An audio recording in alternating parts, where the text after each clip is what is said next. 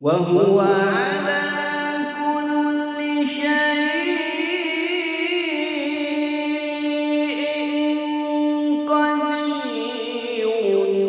هو الأول والآخر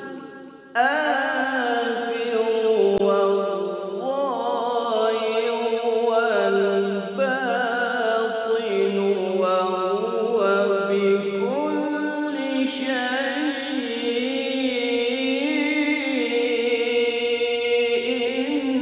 عليم.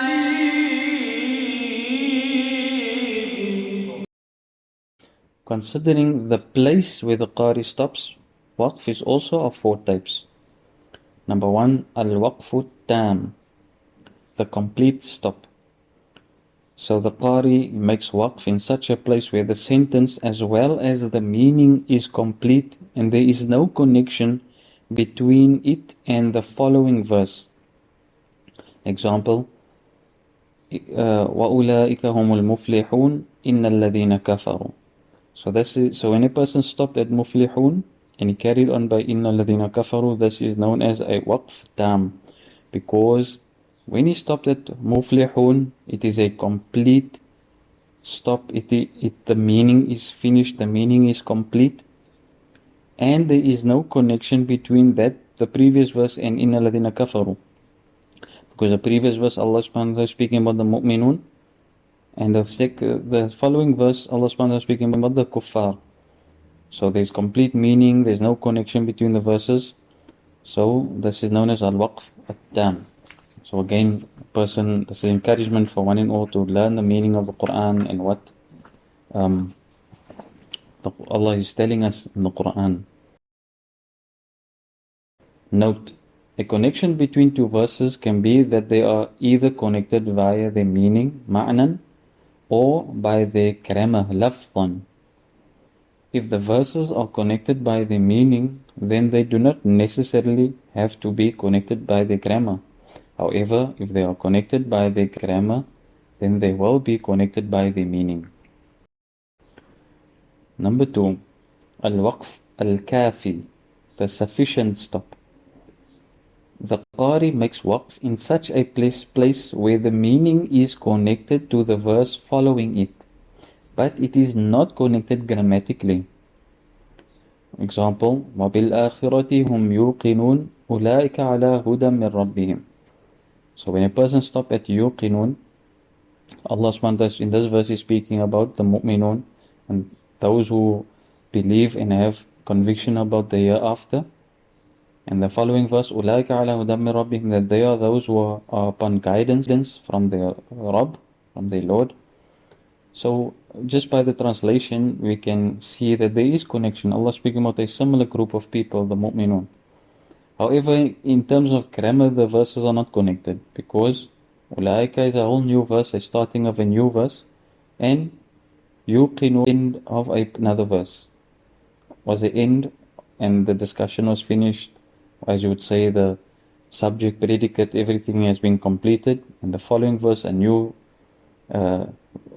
discussion, a new verse is starting, but the topic is the same. So the meaning is the same, grammatically they're not connected.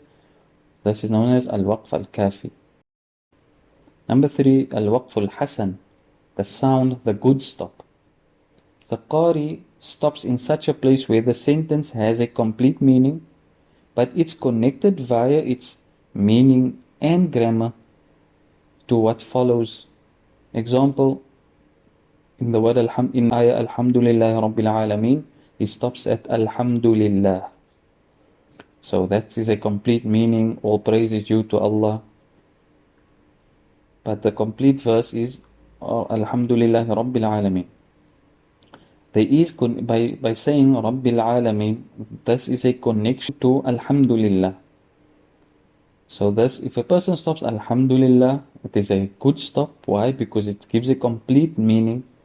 But he can't just start by Rabbil Alameen, because Rabbil Alameen is connected to Alhamdulillah. That's why it is not Rabbal or Rabbul.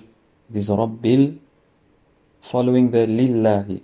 So this is a connection in terms of grammar between those two sentences. Alhamdulillahi Rabbil Alameen. If he stops at Alhamdulillah, that gives a good meaning, but he has to carry on. Note, in Waqf Tam and Waqf Kafi, the first two categories which we spoke about, the Qari will start his recitation after the place of Waqf, whether it's in the middle or at the end of a verse. So in those first two examples of Waqf, we would, if we just go back, the reason why we are allowed to carry on from the next word, or if it's at the end of the verse, to just move on to the next verse, it's because they both hold complete meanings in those type of waqf. So if there's a complete meaning, you can just carry on. However, in waqf hasan, if waqf hasan is made at the end of a verse, then the qari will just start reciting from the next verse. And if waqf hasan is made in the middle of a verse, the qari will have to start from a suitable place before the place of waqf. So like in our previous example, if you stop Alhamdulillah, you can't just say Rabbil Alameen, he has to go back Alhamdulillah Rabbil Alameen, because now there is a grammatical connection between the verses. Al-Waqf Qabih, the undesirable stop. The Qari makes a stop in such a place where the sentence is incomplete, in that it does not give a sound meaning or gives a corrupt meaning, and is connected to what follows in meaning and in grammar. Example, فَعْلَمْ أَنَّهُ لَا إِلَهَ.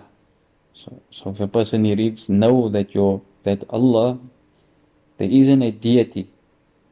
So by the meaning, if we understand that doesn't give a very good meaning. So that is a waqf qabih, undesirable, not a good meaning, because it doesn't give good meaning. It's not a good stop. But rather you should stop by أنه لا إله إلا الله, that there isn't any deity except Allah. So that would be a better stop. So if a person reads يا أيها الذين آمنوا لا تقربوا الصلاة, oh you who have iman, don't come close to salah. So this is not good meanings. So a person will avoid these stops if he knows the meaning and he knows good places to stop. So again, encouragement for us to learn the meaning of the Quran. So he reads يا أيها الذين آمنوا لا تقربوا الصلاة وأنتم سكارى. That would be a better place. Don't come close to salah whilst you're in a state of intoxicant. You're intoxicated, sorry. You are not at your senses. So this is good meanings. So note, waqf qabih is not allowed unless forced due to expiration of breath or sneeze or a cough, etc. Yes, so only if he's reading and he runs out of breath by la taqrabu salah. If he runs out of breath by salah, then it is fine. وإذ قال